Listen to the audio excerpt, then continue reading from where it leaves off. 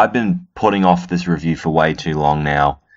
I really has. It's almost been a week since this pay-per-view has already taken place, but yeah, what's up everyone? My name is Jack Southall. I'm back again with another review, a very, very late review, because honestly, I didn't really want to review this show. But yeah, this is my Backlash 2018 review. This show was not good. This was a very disappointing pay-per-view, which is why I really didn't want to talk about it, besides the fact that I'm lazy and can't be asked to. But honestly, it seems like WWE couldn't be asked with this pay-per-view either. This was like, this is what it reminded me of. This is just what popped into my head when I looked at this pay-per-view as a whole. It was like the WWE just shot out of a rocket, and it was doing great. It just shot out of the rocket. It had gone past Earth's atmosphere and is into the fucking solar system. It's in the stars. It's about to head to the moon. But as it's going to the moon, no one checked the fucking engine of the rocket. So now it's starting to get faulty, and then it just falls back into Earth's atmosphere, and it keeps falling and falling and falling and falling until, boom, it crashes into the Earth, and everyone inside the rocket is dead. That was this show in a nutshell. But I guess let's just get into it. So the kickoff match, I believe, was Ruby Riott versus Bayley. Ruby Riott did get the win. My predictions were pretty spot on for this pay-per-view. I think I got like one or two things wrong, but besides all that, I was pretty dead on with my predictions for this show. But yeah, that was about as exciting as it got for the kickoff show. But what was really good, though, I mean, what was fucking great was this opening match. The only good thing, basically, from this show, and it was for the Intercontinental Championship, Seth Rollins versus The Miz. Wow, man, this has to be one of the best opening matches to a pay-per-view I've seen in a long, long time. Like, these two guys just fucking went at it. We didn't just get, you know, Seth Rollins in this match. We got Seth freaking Rollins in this match in all its glory. And props to The Miz as well, man. Just how much this guy's improved in the last 2 or 3 years. The Miz, I think, has finally reached his full potential that we've all been wanting him to reach for the longest time. You know, he went from being the stupid host of SmackDown, the reject off a reality show, and now he's one of the best in the business. It just goes to show you that hard work and wanting to improve yourself can actually do wonders for you, and Miz is the perfect example of that. And it just showed in this match, and just the two different styles that each two of them had. Like, Miz was showing off a level of aggression because of how badly he wants that Intercontinental Championship, because the Intercontinental Championship is almost a part of his character in a way. What makes The Miz him. Like, if he doesn't have that championship, it's almost like he's losing a bit of himself. So he's going to do whatever it takes to get that Intercontinental Championship. And as for Seth Rollins, not only has he just won it at WrestleMania, he is just pulling out whatever high-flying maneuver he wants so he can get the crowd to cheer him, because he's feeding off that energy that the fans are giving him. And just the moves these two were just doing on each other was crazy. Like, The Miz went for like a high crossbody, but then Rollins catched it and slammed him, which was great. And Seth went to hit his knees on the ring post, and Miz locks in the figure 4. So Rollins then turns around into the figure 4, but then Miz reverses his back, only for Rollins to grab the rope. And then he hits a skull-crushing finale, and then he hits another one from the top rope, but then he kicks out of that one, and Miz reverses the suplex. And then after a series of roll-ups between the two, Rollins wins with the blackout, and man, just an incredible match. One of the top matches of this year for the main roster for sure. Like, Seth Rollins has been fantastic as Intercontinental Champion so far. Like, he's finally getting back to where he was in, like, 2015, where he was just the fucking man. And now he's now the babyface version of that, because in 2015 he was like the king of heels on the main roster, and now he's one of the top babyfaces in the company. He's finally where he should have been in 2016 when he turned face. So it took him a while, but you know what? He's finally there, and we all kind of knew he was going to reach her eventually. As for The Miz, I knew he was going to lose. He's on SmackDown now. I think he's in the Money in the Bank match at the Money in the Bank pay-per-view. I'm pretty sure he won a match to enter himself in there. I'll have to double check. But yeah, this opening match, which was just absolutely fantastic. One of my favorite matches of the year so far, and there have been a lot of great matches this year. I mean, 2018, expect to see a lot of just classic matches to come out of this year. And then we get to the Raw Women's Championship match. Nia Jax versus Alexa Bliss. I thought this was pretty alright. Pretty good match. Nia flipped her around like she was like a little pillow. It was like it was nothing. And then Nia, at one point in the match, gets pushed off the top ropes and tumbles to the outside. But Nia wins by hitting the Samoan drop. So this looks like the feud between Nia Jax and Alexa Bliss is over. I'm pretty sure Nia Jax will most likely move on to someone else on the Raw Women's division. I'm not sure if she's going to go after Ember Moon just yet, or there's another heel woman that's going to come after her. But yeah, I don't mind Nia Jax as Raw Women's Champion. However, the fucking promo she cut after the match, you know, if she just would have said, yeah, I just kicked Alexa's ass, or something around that, then this would have been fine. However, she talked about how she'd been bullied her entire life and how Alexa's really a bully. And I'm like, okay. But then she's like, oh, just like the Be a Star campaign where it helps thousands of kids every year. And I'm like, it just felt super unnatural and super scripted. Like, you could tell that someone in the back wrote this for her, because no one right after a match just talks like that. It's so robotic, and it just shows how much WWE wants to put themselves over with their whole bullying campaign. It just came off as very forced, and it just came off as just a big promotional tool for the Be a Star campaign. And then right afterwards, they show an advertisement for the Be a Star campaign, so it just felt even more scripted than it already did, which because of that, that's why the fans were booing Nia Jax after the promo, because the fans knew, like, yeah, this promo's a load of shit. So, yeah, sorry that Nia had to cut that, but what can she do? She was just given what the dickheads, the creative team gave her, and she just tried to do the best. So, yeah. After that was the United States Championship match. Jeff Hardy defending against Randy Orton in a match. I thought it was going to be good, and I'll be honest with you, it was kind of mediocre. It wasn't as good as I hoped this match would be. Randy drops Jeff on his back, like hits a back body drop on him like 3 times on the barricade. Which seems to be a move Orton just loves to do for some reason.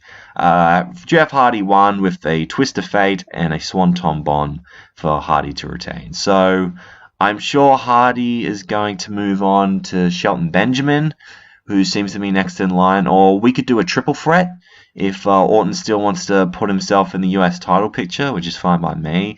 If you let those 3 guys just do what they do and just give them a bit of freedom, then I think it would be a really cool match. But yeah, it was a very mediocre US title match in my opinion, and I expected a lot better from these 2 guys. And then we get to a weird, but in my opinion, pretty alright segment with Elias. Elias tries to sing a song for the WWE Universe, but the fans are not having. They were booing Elias, and he's got that heel heat. He's got that real good heel heat. where it's just kind of fun to boo him. And Elias kept teasing leaving the ring, and anytime he was about to leave the ring, the fans would start cheering, which I thought was really funny. Just the way Elias can just control that crowd is just fantastic. He's been one of the big highlights on Raw for me, of just how entertaining his character is. And so we just had a bunch of people interrupt him, like the New Day to come out, and then Aiden English would sing out Rusev Day. Rusev got a massive pop, like a massive pop from the crowd when he came out. Like, people, they love some Rusev Day, man. They love Rusev. And they also brought out No Way Jose with Titus Worldwide and Breezango. And at that point, Elias just had enough. And he says, you know, if anyone else tries to interrupt me while I'm performing, then I'm going to kick their ass, basically. And then Bobby Roode shows up out of nowhere and drops Elias with the glorious DDT in a segment that I thought was pretty fun, in my opinion. It was a bit silly and out there, but, you know, it wasn't affecting any serious storylines. It was just a little segment just to have a bit of fun. This was, besides the Rollins and Miz match, this was another highlight of the show for me, because it was just them having fun, and and you could tell everyone involved was having a lot of fun with the segment, so that added onto it as well. So yeah, I have no issues for this. Anyone that's hating this segment is taking it a bit too seriously, in my opinion. Afterwards, we get Daniel Bryan versus Big Cass in a match that I thought was fairly decent, in my opinion. I'm really liking Big Cass as a heel. You know, he's basically the complete opposite of what he was like a year ago when he was with Enzo Amore. He's fully embracing just being a douche, which I really, really love. And he's just doing everything he can to make his opponents more likable. And when you're up against someone about as likable as Daniel Bryan, it's not that hard to be a dick, because people want to see someone like Daniel Bryan succeed. And yeah, I thought this was fairly decent. I think Big Cass has a lot of potential to be a great big man in the WWE on SmackDown. And I know his wrestling ability obviously isn't as great as someone like Daniel Bryan, and Daniel did a pretty good job keeping up with Big Cass, and Bryan makes Big Cass tap in this match. And, of course, Big Cass attacks Bryan after the match as well, so that adds more heat to him. So, I'm hoping to see big things from the big man himself. I'm not going to say he's going to be shoved into the world title picture eventually. If Big Cass does end up being added into the Money in the Bank ladder match, that is. But, yeah, we'll just have to wait and see if he does. Afterwards, we get the SmackDown Women's Championship match. Carmella defending against Charlotte Flair. I wasn't a fan of this match. This was just...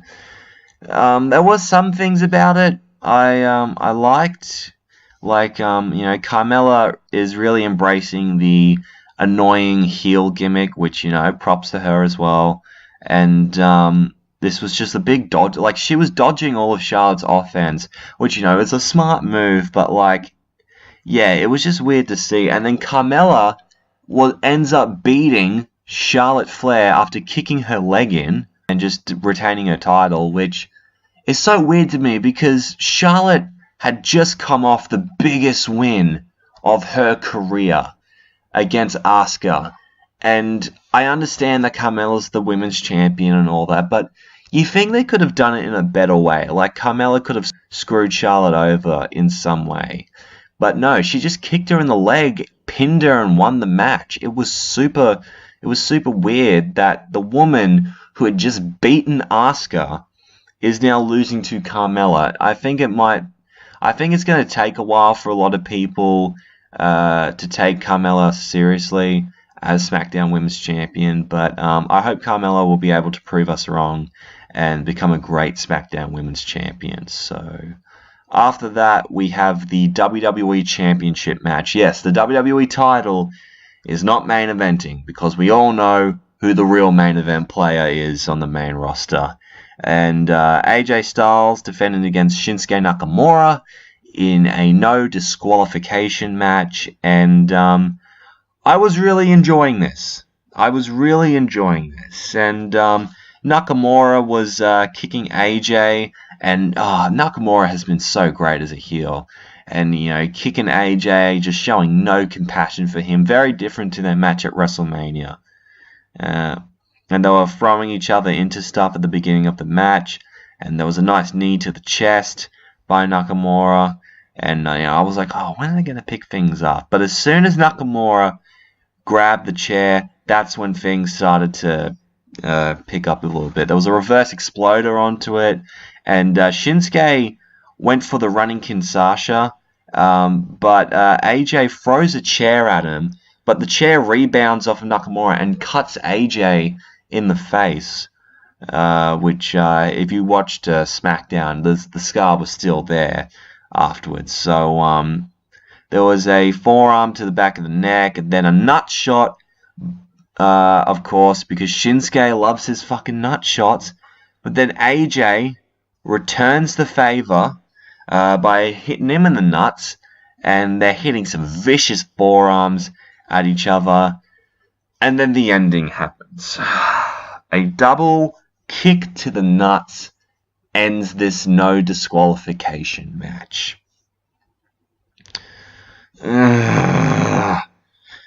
Did it have to end like this? I mean, it's okay.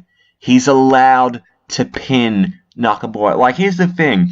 If they would have both kicked each other in the nuts and AJ just, like, barely went over and pinned Nakamura, that would have been fine, in my opinion. But did they really have to end it on a...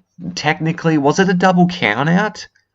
I think it was. Yeah, it just ended in a no contest. But, yeah, both men got counted out because they were on the floor, couldn't reach to the count 10, and you just keep wondering, when are they going to have the match we've all been waiting for? Is this going to be like AJ Styles and Kevin Owens last year, where we keep saying, oh, this is going to be the match, and it never ends up happening, where they put on a 5-star classic? The Money in the Bank has to be it, otherwise this feud was just a huge waste of potential. I know that we're not going to get a match that's exactly like their Wrestle Kingdom 10 match. We shouldn't expect that from WWE. But give us something. Give us the match we've all been waiting for between these two guys. If you didn't give us that at WrestleMania, it has to be at Money in the Bank. Surely. But that's enough about that match. We'll move on to the tag team match. Kevin Owens and Sami Zayn versus Braun Strowman and Bobby Lashley. And Owens and Zayn basically acted like two little brothers who piss each other off constantly, because one guy went to walk off and then the other guy kept walking off, and the babyfaces ended up going over Kevin Owens and Sami Zayn in a match that I really didn't care about. It felt like a main event of Raw in a way, which why this made it on the pay-per-view, I don't know. I guess it was just to get all the guys on the card. You know, if there was a bit more story to it, I would have been more invested, but this just felt like a thrown together tag match you'd see on Raw. So, yeah, nothing special about this. Especially the main event. This main event was not special at all. Roman Reigns, the big dog, taking on Samoa Joe. Yeah, this had no spark to it at all. The fans were done. The fans had given up on this pay-per-view at this point. Even when Joe hit Roman before the match even began and put him through the table, the crowd was like, we don't fucking care. We are done. Fans were leaving the arena because they were like, yeah, this pay-per-view sucks. We're out of here. And, yeah, they were chanting, this is boring, and beat the traffic. Like, they were done. Two The last 2 pay-per-views, Roman Reigns has main evented, and the fans have not given a single fuck. Like, surely this has to ring with someone. I know he's in the Money in the Bank ladder match, and I'm sure that match is going to be great, but like, oh, who cares about that main event? It felt like the main event of Raw. Like, this match had nothing really going for it. Roman Reigns won. Big shocker there. And that's all I can really say. This was a very forgettable main event. This is one of the most forgettable main events to a pay-per-view I've seen in a while.